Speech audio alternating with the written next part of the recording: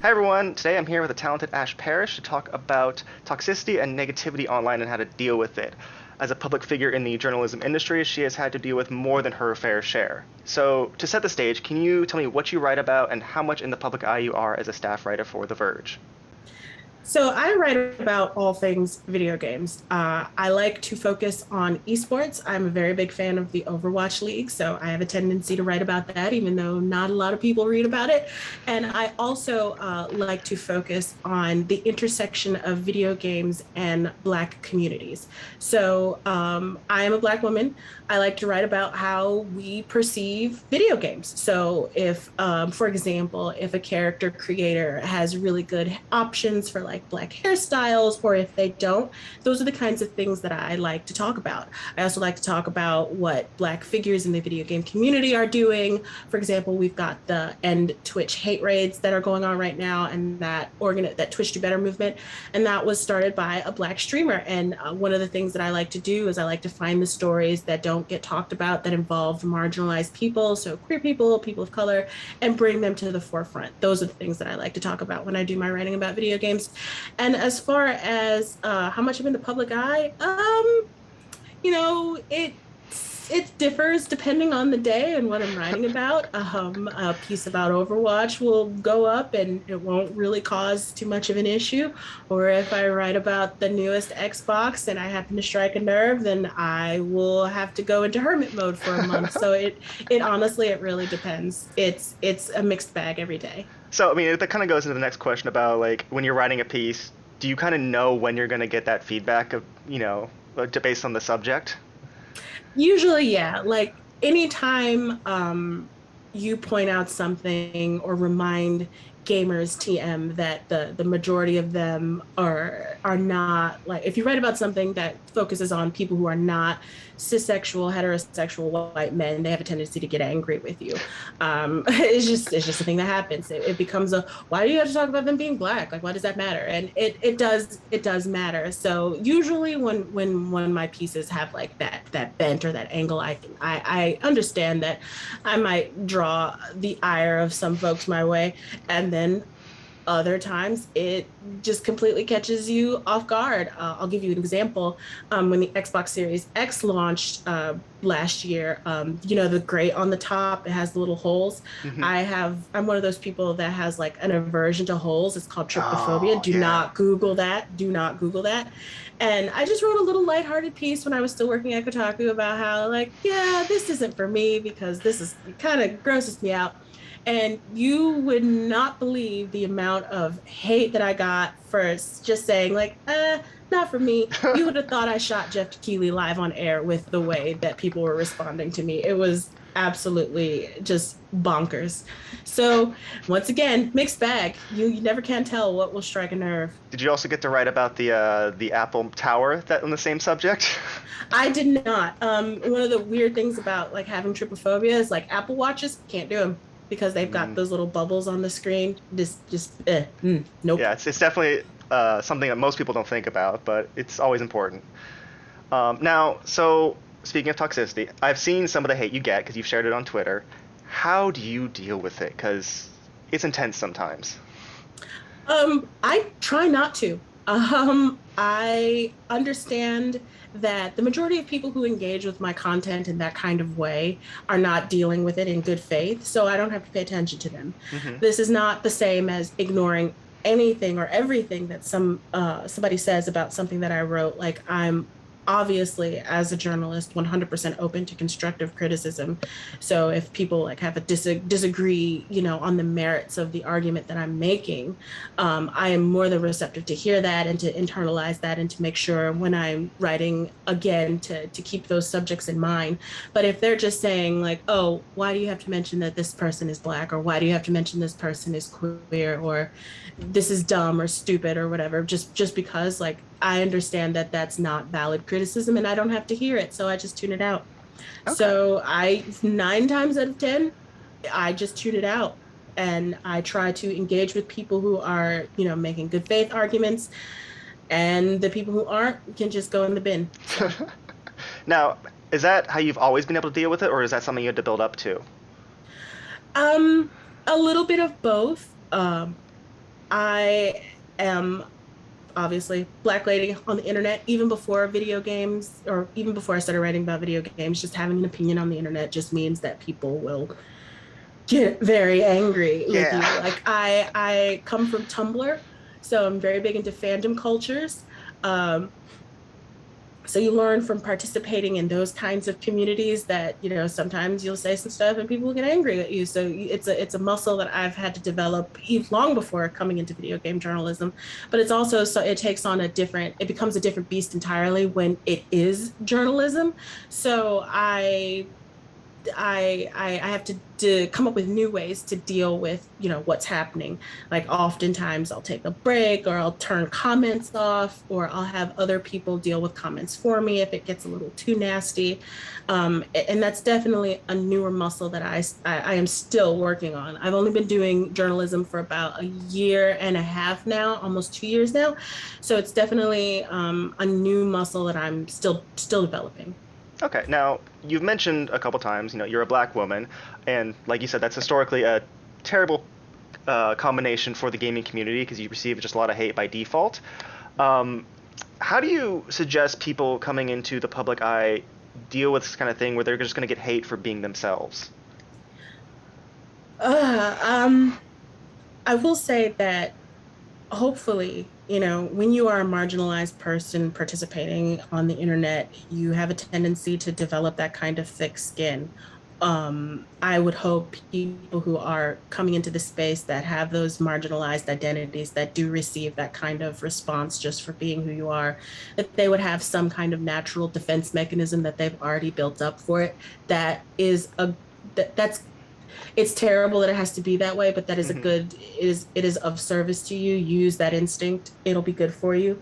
And another thing is just, have a support structure, have people you can talk to. A lot of times you think about it so much, and you really, because if it's something that keeps happening, you think, am I crazy?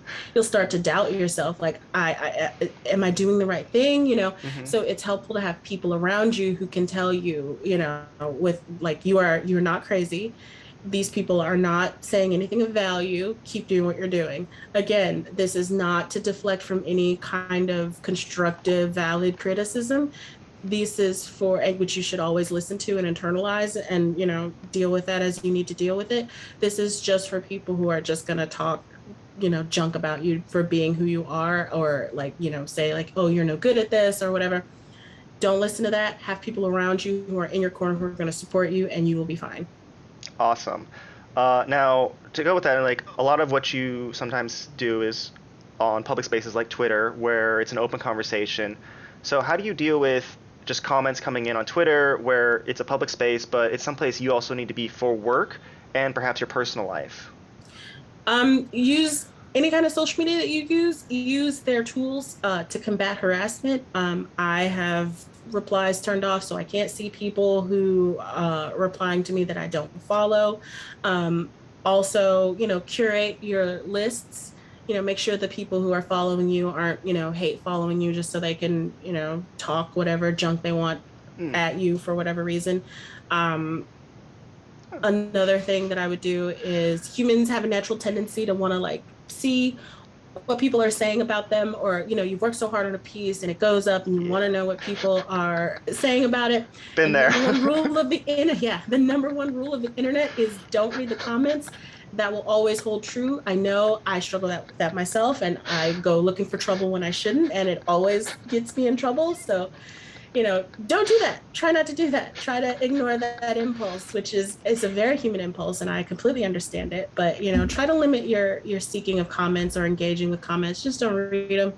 If you need feedback from peace, go to people you trust, go to your mentors, go to your colleagues, ask them what they think about it if you're unsure about something, but never read the comments.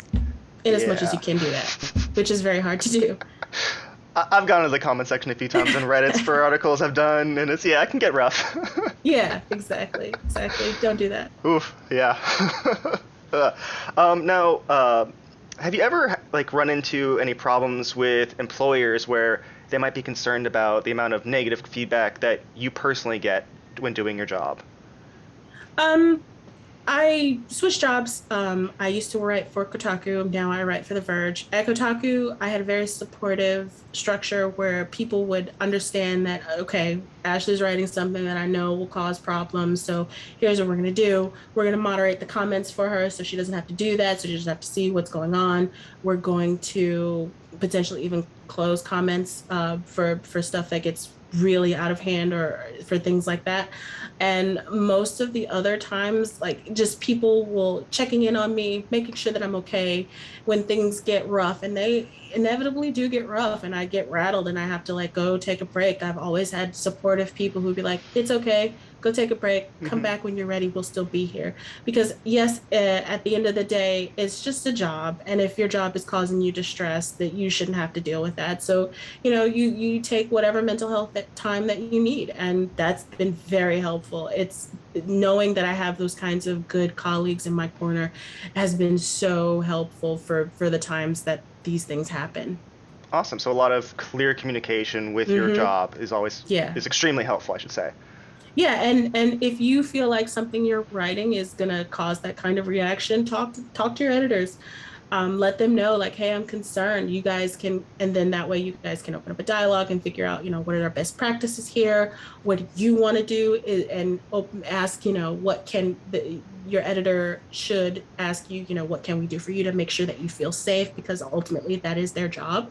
So keep those communication lines open. Can't stress that enough. You never have to do this in silence by yourself. You shouldn't have to. So if you're feeling isolated or you're feeling scared, always talk to your people. They should help you out. Awesome. All right. So last couple of things for you. For high school, since this is high school students, we usually talk with here at NASEF. They're looking to go into shoutcasting, commentating, hosting, and various other things, even players. What is the general bits of advice you would give them as they enter into the public eye and have to potentially deal with everything? Keep doing what you're doing. Keep pushing. It can feel really rough. It can feel like, maybe you are not doing the right thing or you're not good enough. Just keep doing it. Drown out all of the negativity as much as you can. Seek help from your colleagues.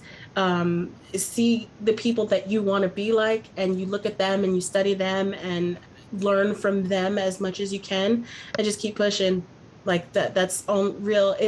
The only real like advice that I have for you, because it's the advice that that got me where I am, is just to keep pushing and to realize that these people on the internet, most of the time they don't matter, so you don't have to pay attention to them.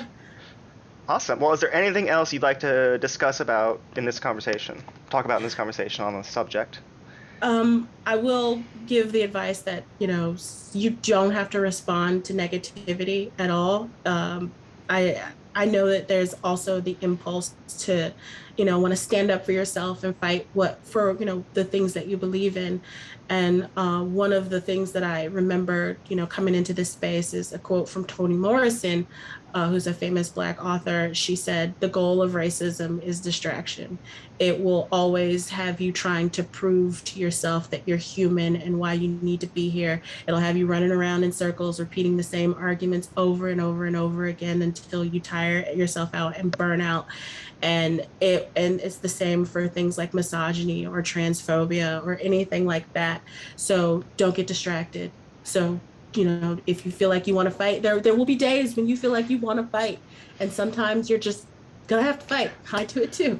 Shouldn't, but I do it too. But don't make that the majority of the way that you interact with people who interact with the things that you do. It because you'll just run yourself ragged. All right. Awesome. Uh, yeah.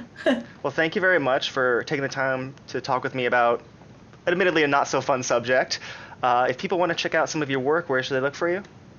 I am a staff writer for The Verge, so you can catch me there. I am also on Twitter, where I yell about all things Overwatch and Dragon Age, and you can find me at Astra, so ADASHTRA. And thanks so much for having me, Jeff. It was fun talking to you. Yep. All right. Thank you, everyone, for taking the time to watch this, and we'll catch you next time. Bye.